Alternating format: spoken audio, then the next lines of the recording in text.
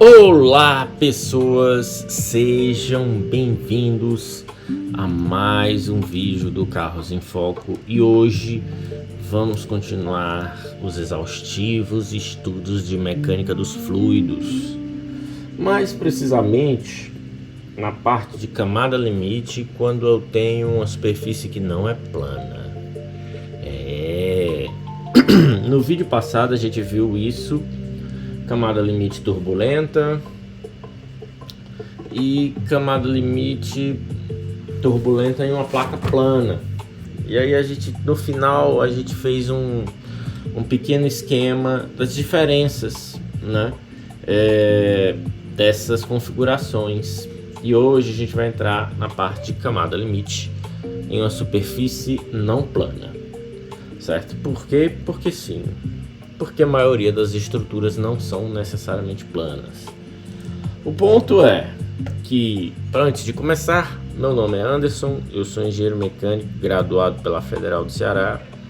Vim para a Itália fazer um mestrado na Universidade de Modena e Reggio Emilia em engenharia automotiva, onde me formei em 2024 e depois entrei para o doutorado de pesquisa que estou hoje na Universidade de Brescia. Ok, senhores, vamos começar. Deixa eu só pegar isso aqui, copy e ok.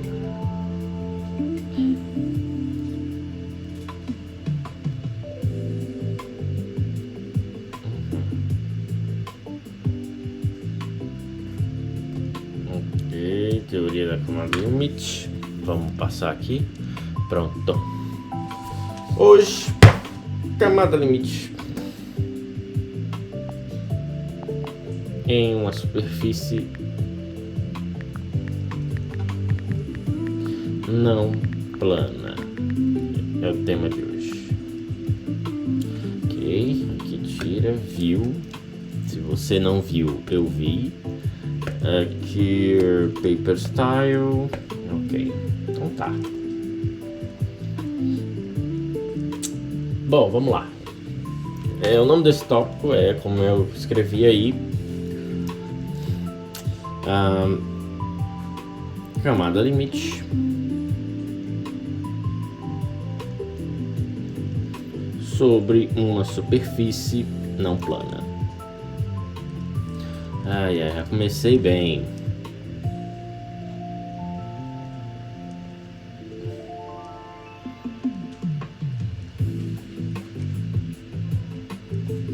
Uma superfície não plana. Eu vou só trazer pra cá.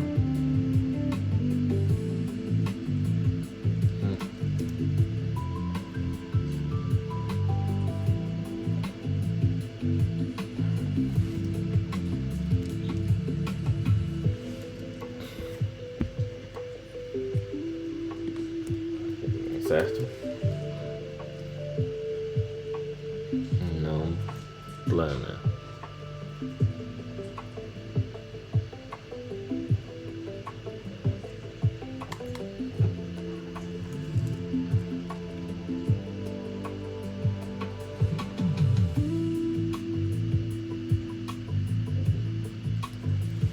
Ok, então temos aí esse caso sobre uma superfície não plana.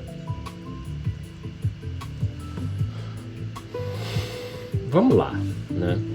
Qual é o ponto desse tópico?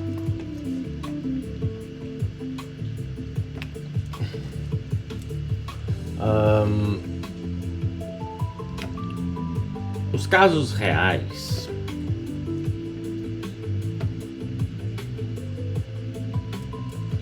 de camada limite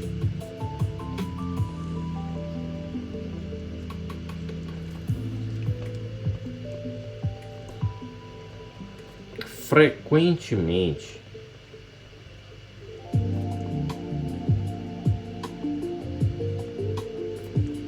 envolvem estruturas que apresentam alguma curvatura, certo? Alguma curvatura nela. Então ela não é plana.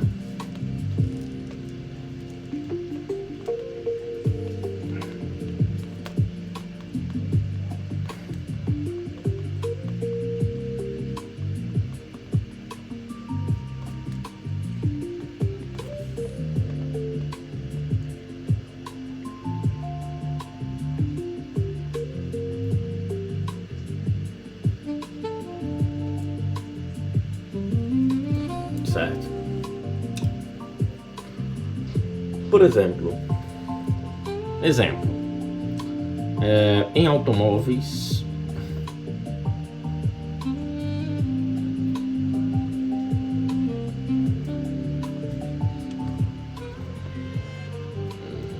de alta performance,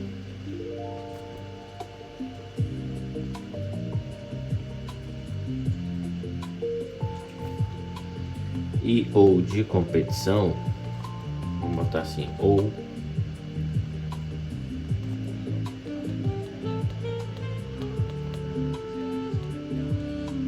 de competição, podemos exemplificar essas estruturas, né, não planas.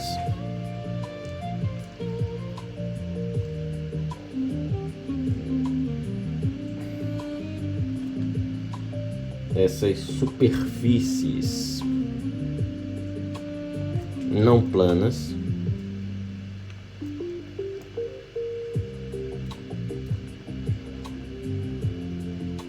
podem ser exemplificadas por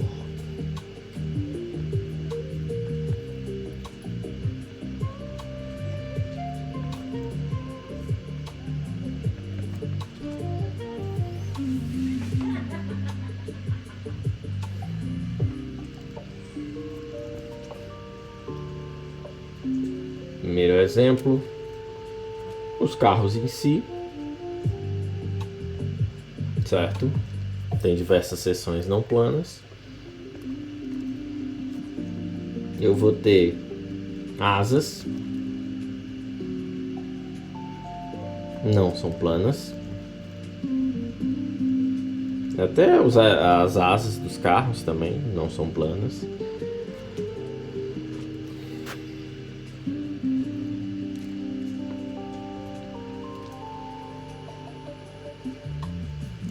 Certo? Difusores,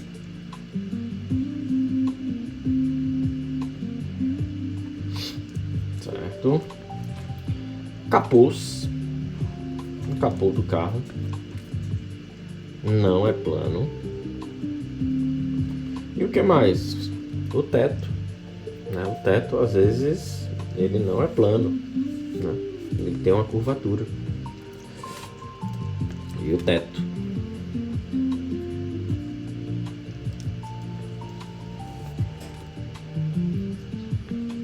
beleza, esses são exemplos de componentes do automóvel que nunca são planos, certo?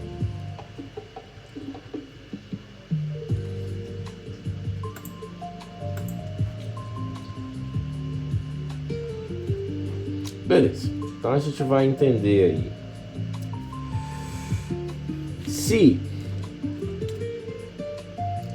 Qual é o efeito disso? Se um sólido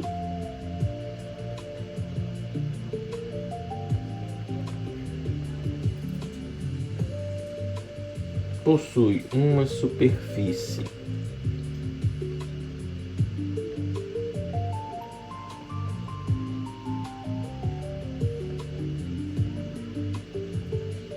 não plana, curvada, vamos botar assim, curvada,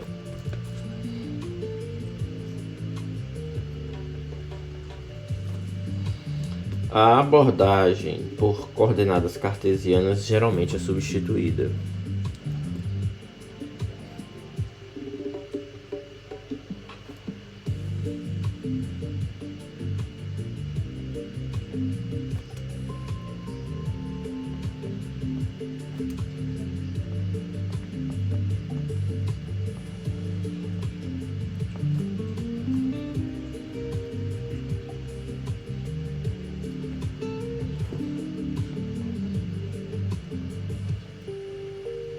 É substituída,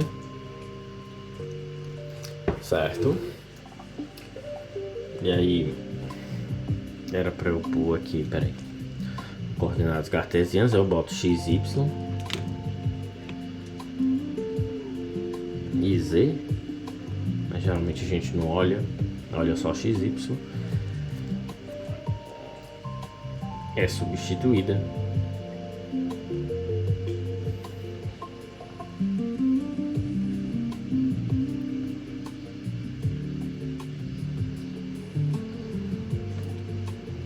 por coordenadas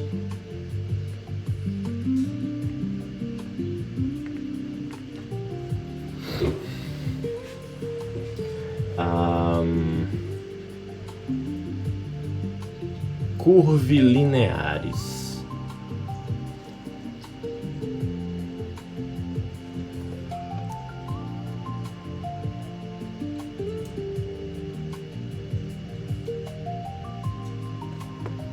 Curvilineares.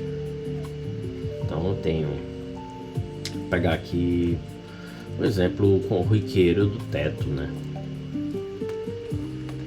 O teto de um carro. Tá aqui os vidros, né? Aqui o para-brisa e o vidro traseiro. E o teto, ele geralmente tem uma pequena curvaturazinha, né? Aqui a janela, né? Aqui outra janela, coluna A, coluna B, coluna C. Eu vou ter aqui uma pequena curvatura, né? Tem uma pequena curvatura.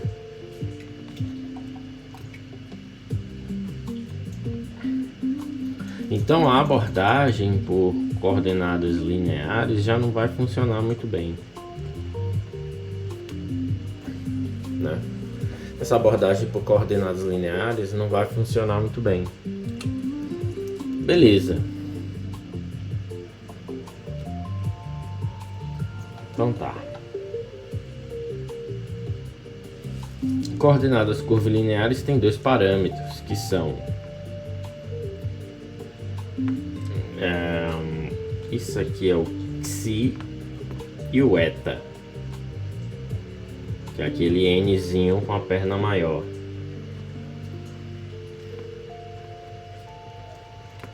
Vamos botar assim.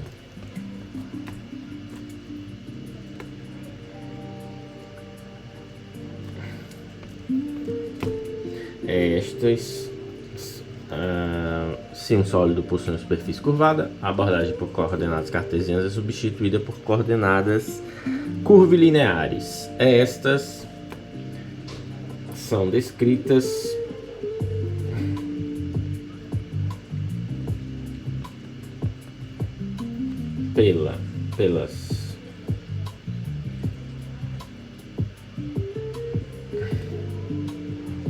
pelas coordenadas paralelas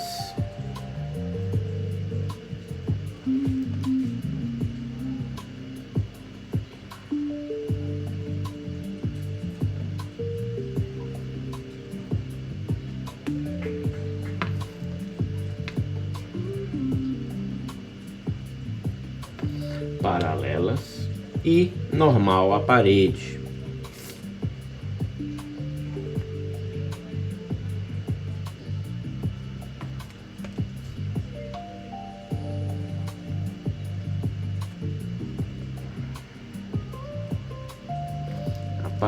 Que são Xi e Eta respectivamente.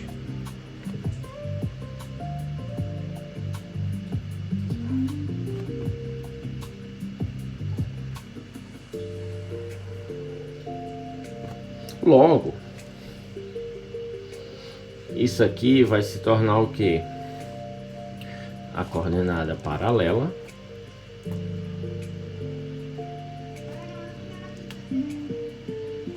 e a coordenada normal.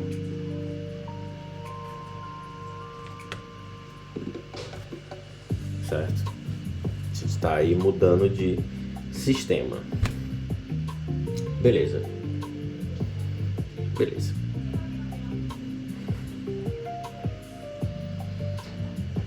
Tá, mas o que muda quando eu tenho uma superfície curvada em relação à superfície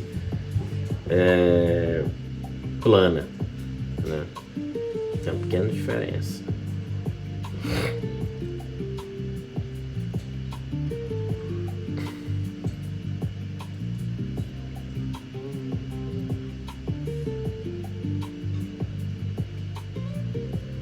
Vamos ver. Então, o que muda quando a superfície é curva?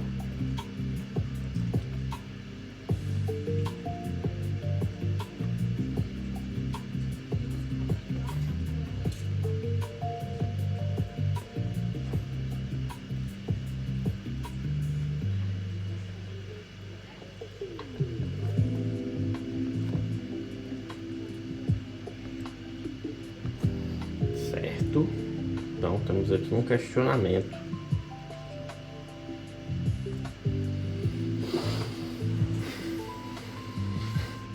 Beleza. Quando a gente, no caso de placa plana, que foi estudado nos vídeos anteriores,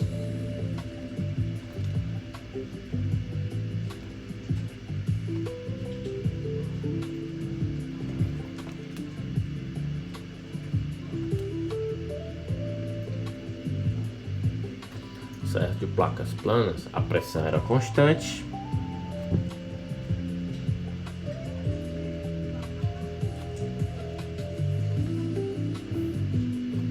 A pressão era constante e eu tinha um escoamento simplificado, um escoamento mais simples.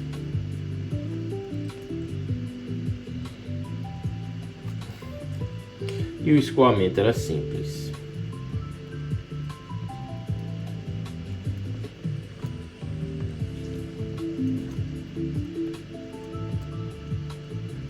Certo. Quando a superfície passa a ser curvada, ela apresenta uma curvatura, essa pressão ela já vai variar ao longo de X. Certo? Quando a superfície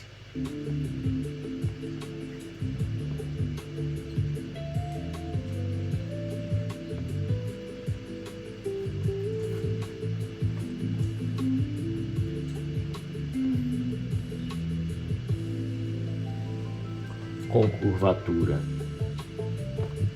não, quando a superfície apresenta uma curvatura,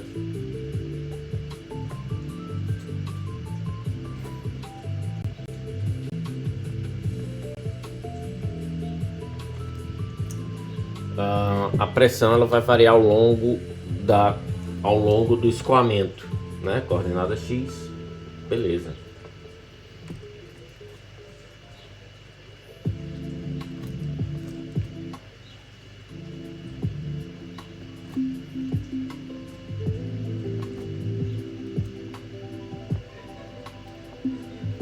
A pressão passa a variar ao longo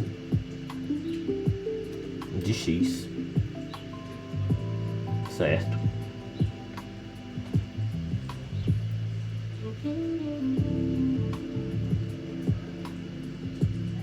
Ok.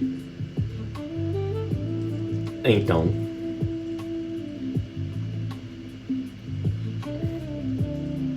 pode-se escrever que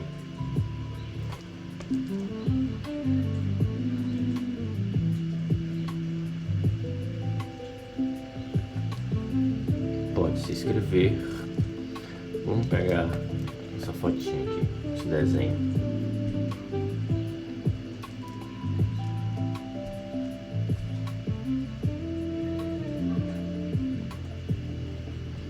Pode-se escrever que dp dx é igual a zero? Na verdade não. A pressão varia, então ele é diferente de zero. E o nome disso é gradiente de pressão. Na verdade não é o nome disso. É que isso resulta no surgimento do gradiente de pressão.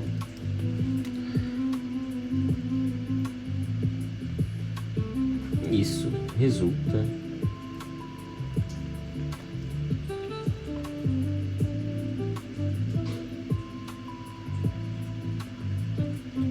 surgimento de um gradiente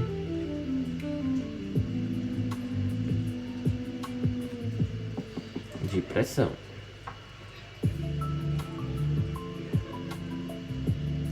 Beleza.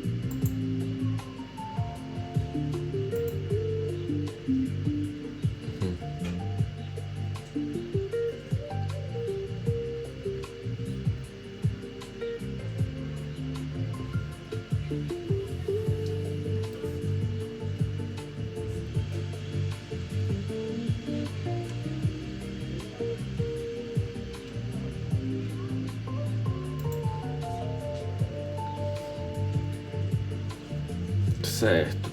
Então vamos trazer de novo essa figurinha para cá, porque eu vou fazer um comentário acerca desse gradiente de pressão. Vamos deixá-la aqui.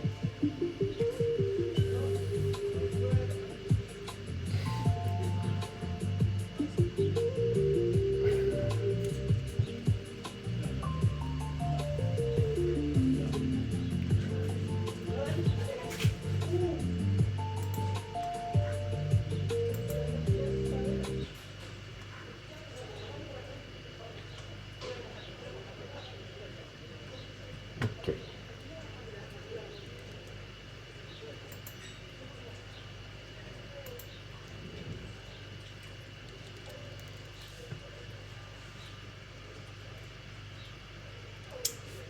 Então, o que acontece?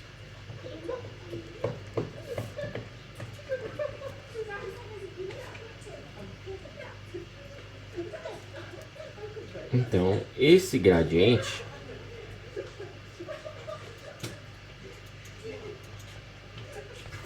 será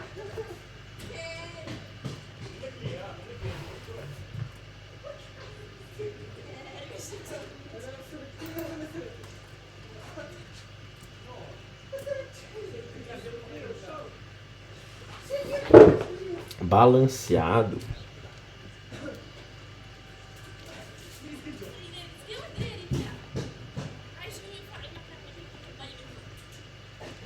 na direção normal à superfície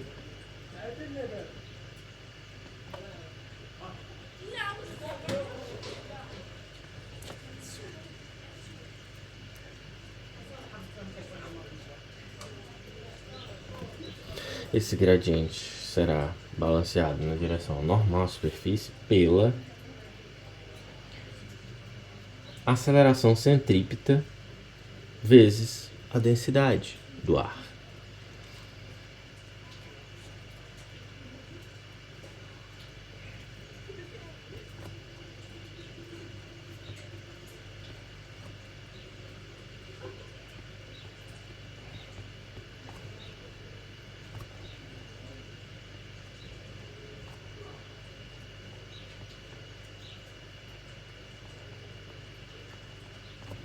vezes a densidade do ar. E aí a gente pode escrever isso aí também.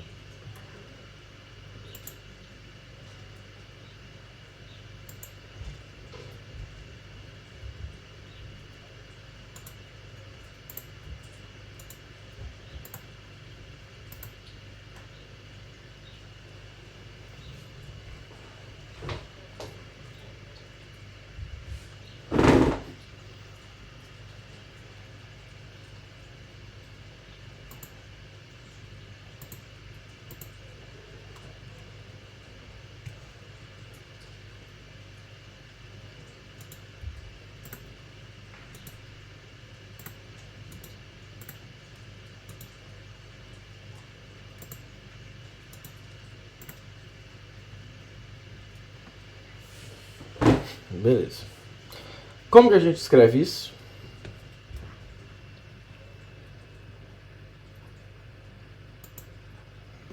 A gente pode escrever isso dessa forma. dp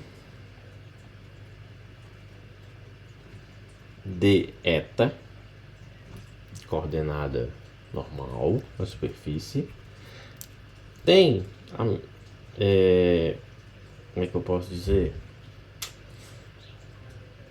Ordem de grandeza similar à aceleração centrípeta vezes a densidade. Ou seja, o ao quadrado dividido por r, onde r seria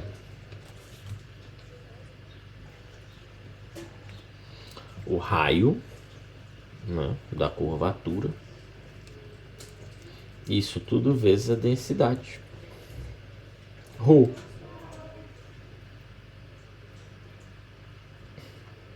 Certo. Sem problemas.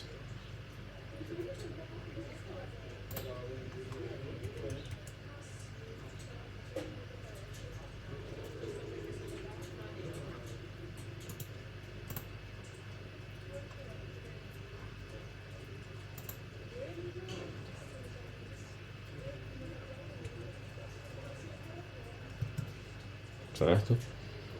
Beleza.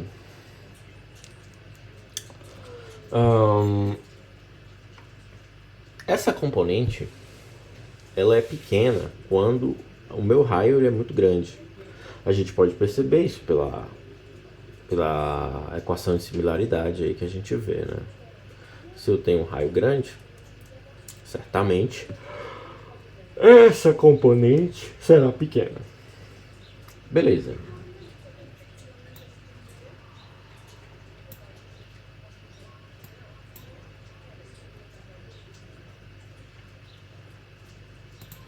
Beleza. Deixa eu só abrir aqui de novo. Deu pau.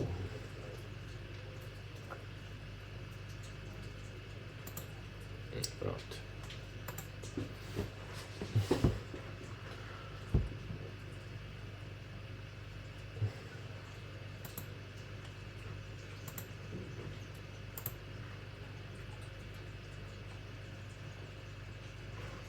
Ok.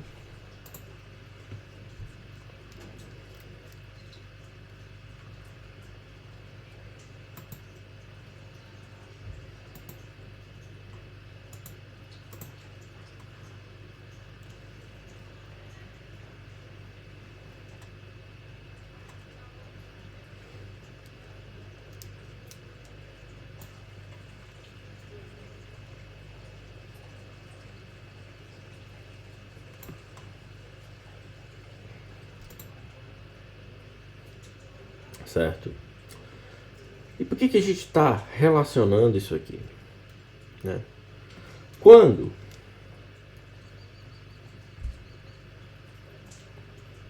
um escoamento segue uma superfície curva,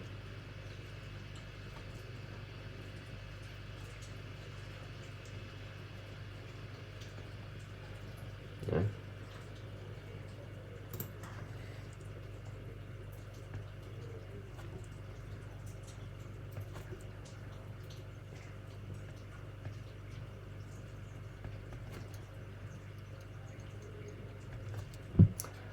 ele precisa, para contornar essa superfície, para contornar essa superfície é curva. Se ele vai seguir, ele vai mudar de direção. Então, quando o escoamento segue uma superfície curva, ele muda de direção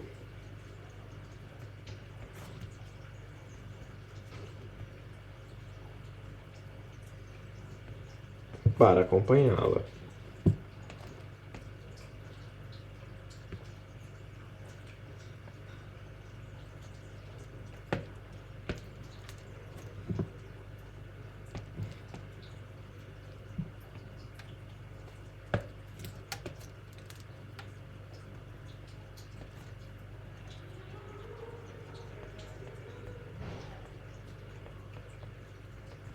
Para acompanhá-la. Beleza. Aí é disso que vem a força centrípeta.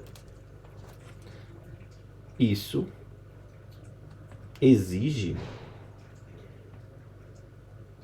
uma força centrípeta, uma aceleração centrípeta.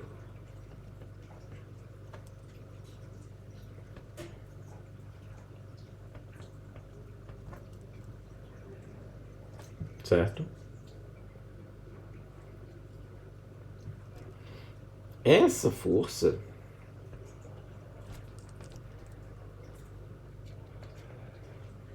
vem de onde? Essa força vem do gradiente de pressão normal à superfície.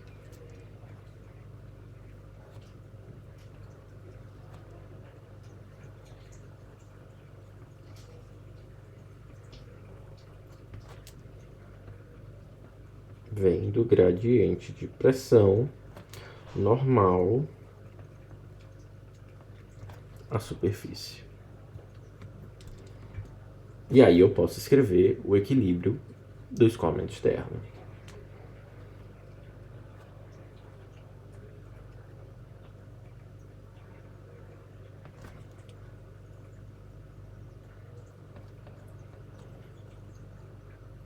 Assim, pode-se escrever a definição acima.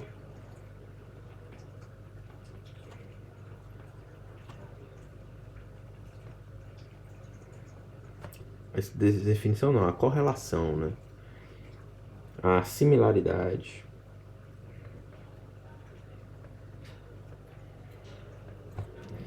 A correlação de similaridade.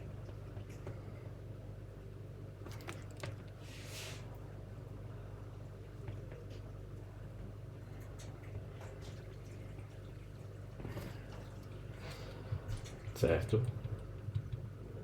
Beleza.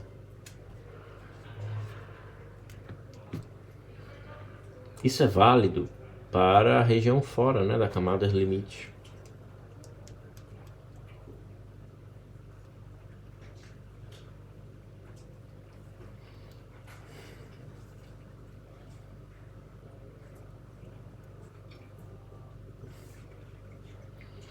Beleza.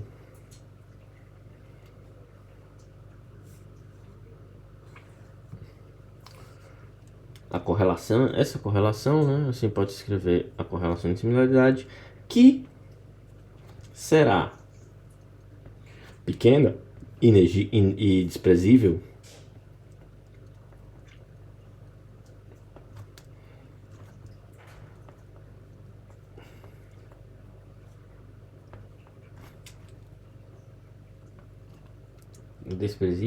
se apenas quando o raio de curvatura for muito grande, né? Quando o raio local de curvatura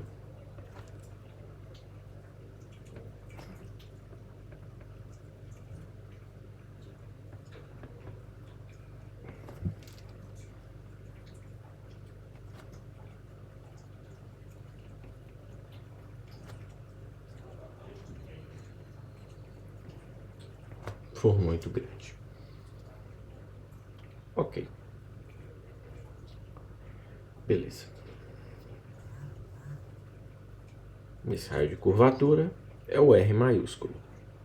E aqui precisamos dizer só um pequeno comentário acerca do R maiúsculo. R maiúsculo é raio de curvatura.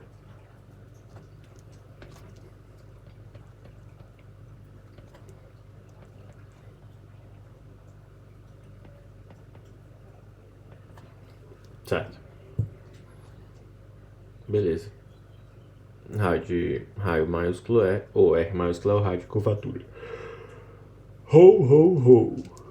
Mas temos aqui R elevado a menos 1. 1 dividido por R. Que é o quê? 1 dividido pelo raio de curvatura. É um parâmetro chamado curvatura.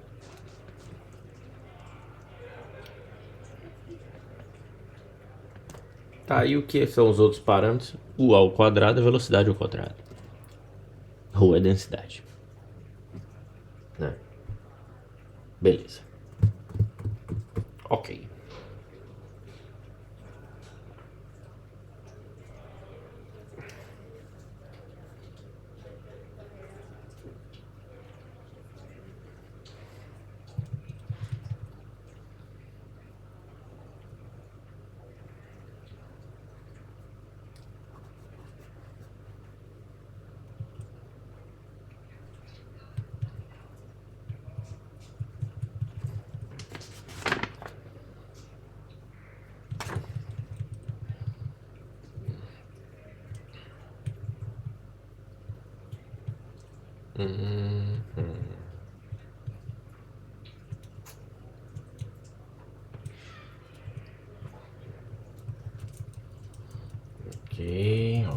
Ok.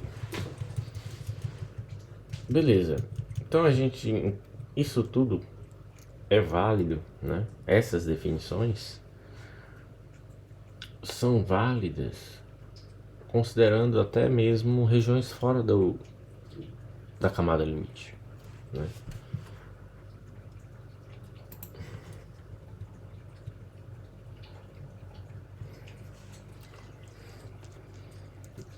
Essas definições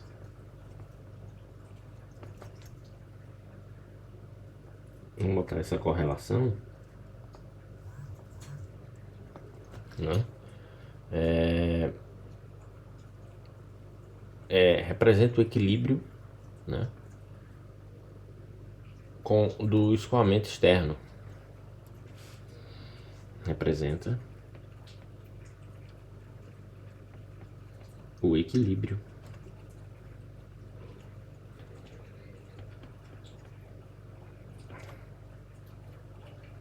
com o escoamento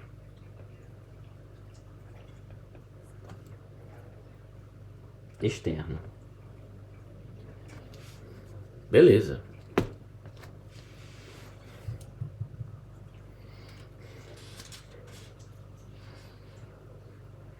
Beleza.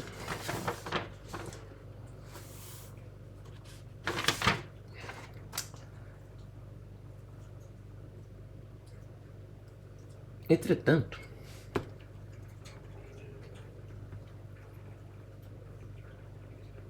e já visto nos vídeos anteriores, né, a pressão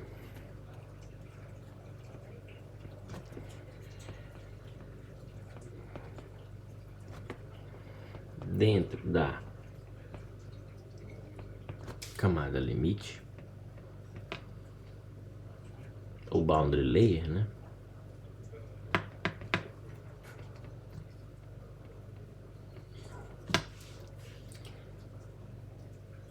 é praticamente igual ao escoamento externo, à pressão do escoamento externo. E aí? É praticamente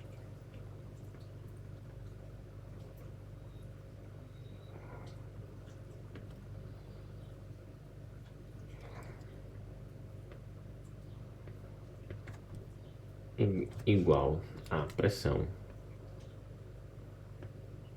do escoamento externo.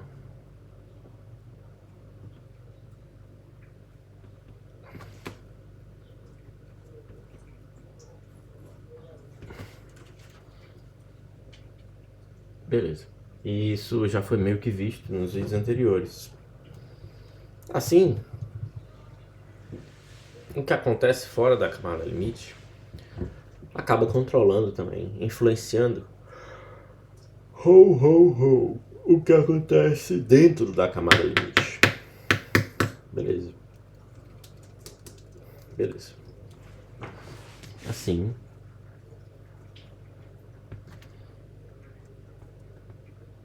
o que acontece?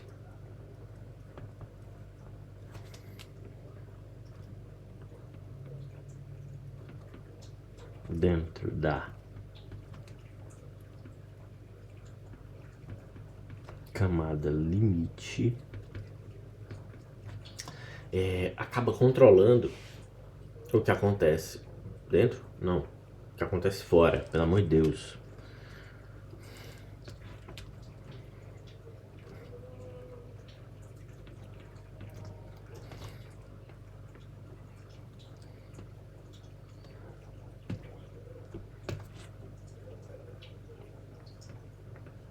Acaba controlando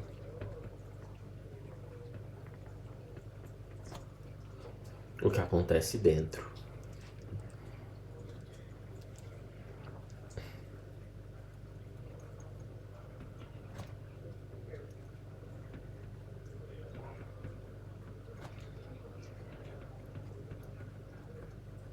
Da camada limite.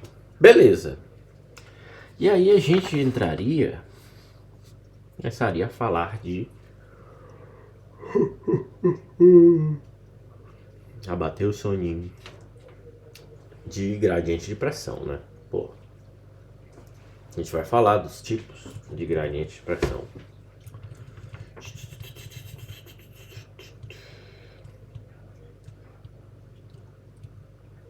Mas,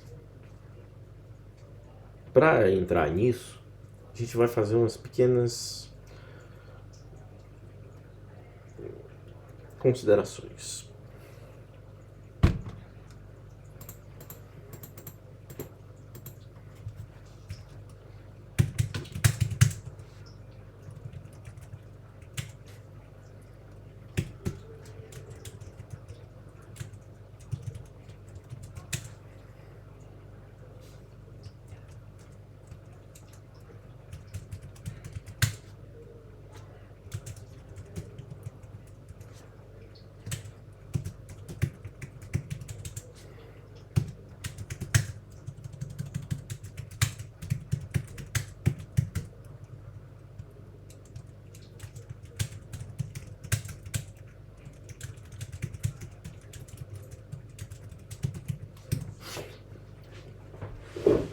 Agora a gente vai entrar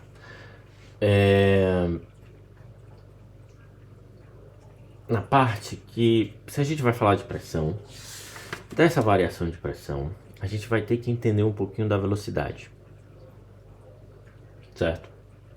Ok.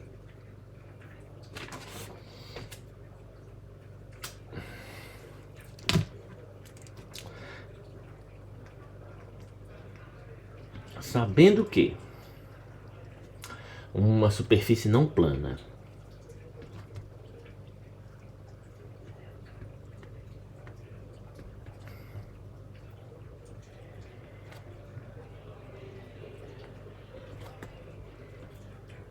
possui um gradiente de pressão,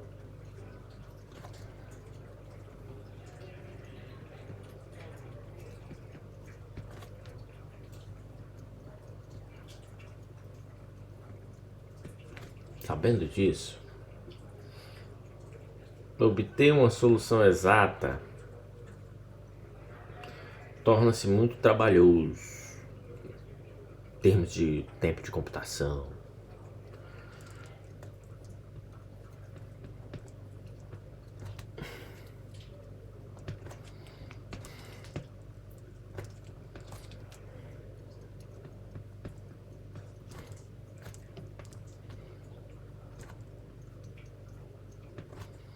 Obter uma solução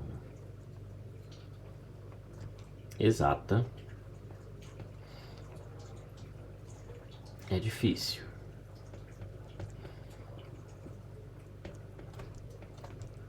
Dessa forma, é conveniente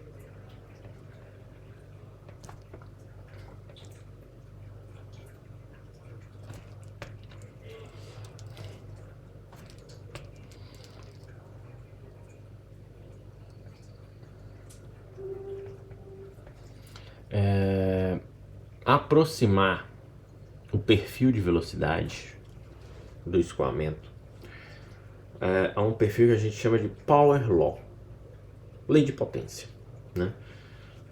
É basicamente uma equação com incógnitas a uma potência, e geralmente um valor relevante. Dessa forma, é conveniente aproximar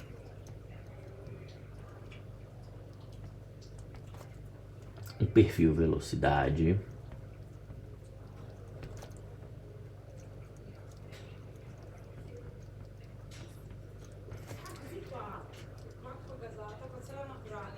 a uma Power Law.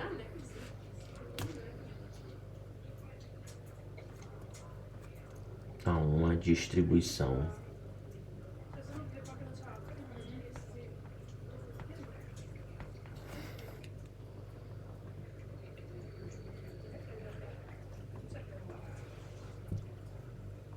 de potência que chamamos Power Law.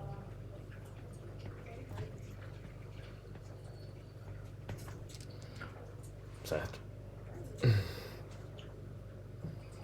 Beleza.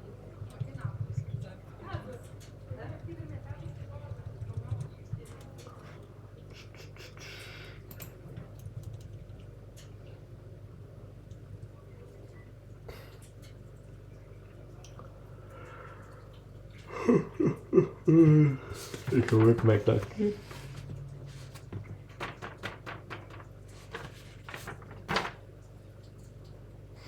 Inicialmente, a gente diz o quê?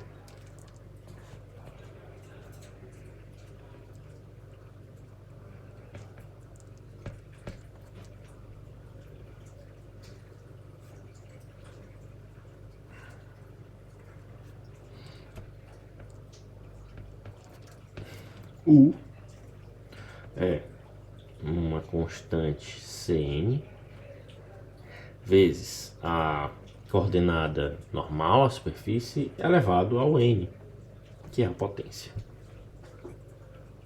Certo? Beleza.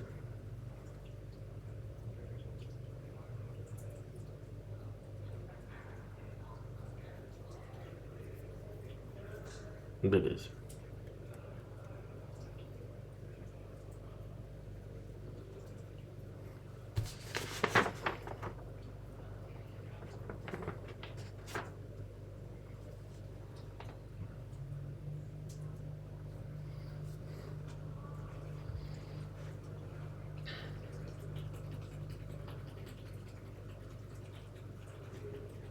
Por fim,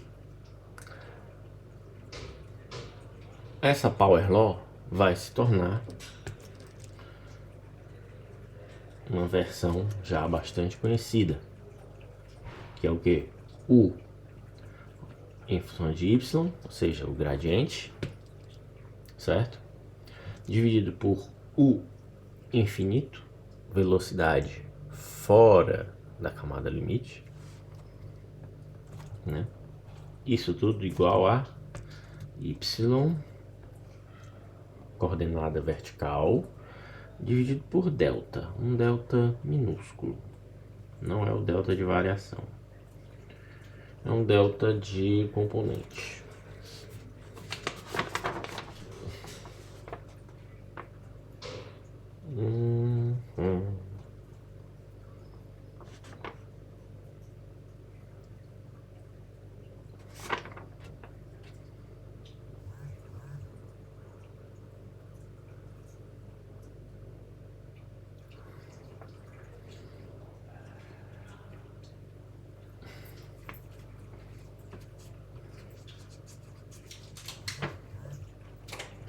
Que é basicamente o raio de curvatura.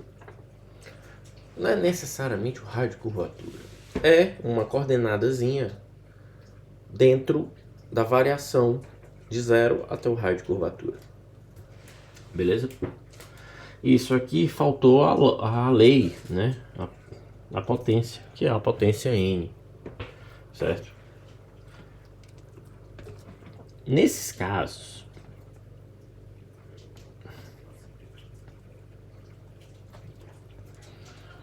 um modelo largamente utilizado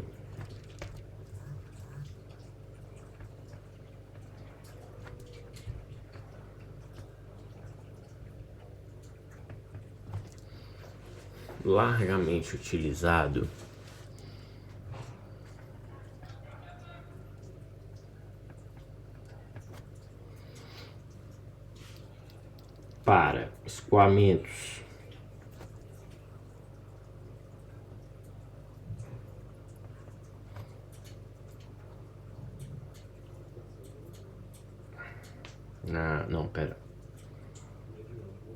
para perfis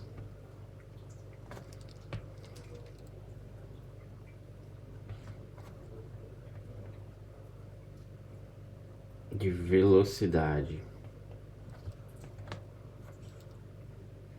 médios para escoamentos turbulentos, de escoamentos turbulentos,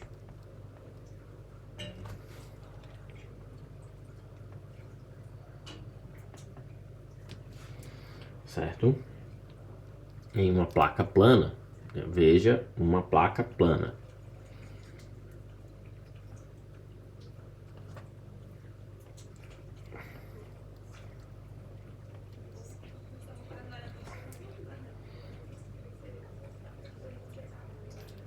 É utilizando, um modelo, nesses casos, um modelo largamente utilizado para perfis de velocidades médios de escoamentos em uma placa escoamento turbulento, em uma placa plana de escoamento turbulento,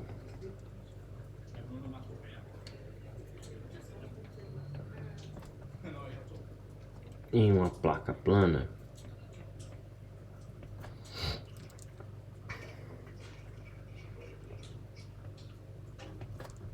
possui a potência N igual a 1/7.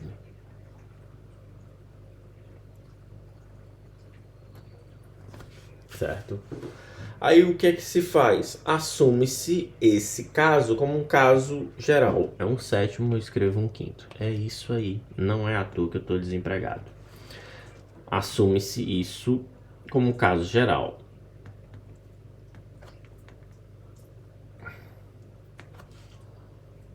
Por quê? Porque não há solução analítica ainda.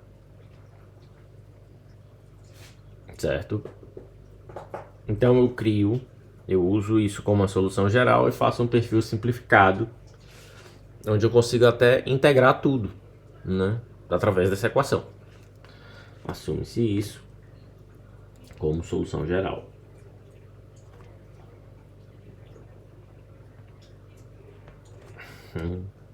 Geral. E sendo possível integrar a equação. Possível integrar a igualdade.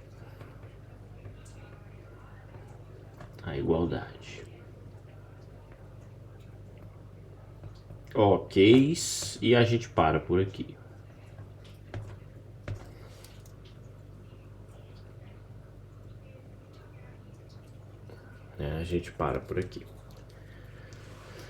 Perfeito? Já começamos mal aí. Então, o escoamento, quando eu tenho uma placa plana, o grande lance é a mudança de pressão, né? Que vai me dar um gradiente, né? Um gradiente de pressão, um perfil de velocidade alterado, mas com algumas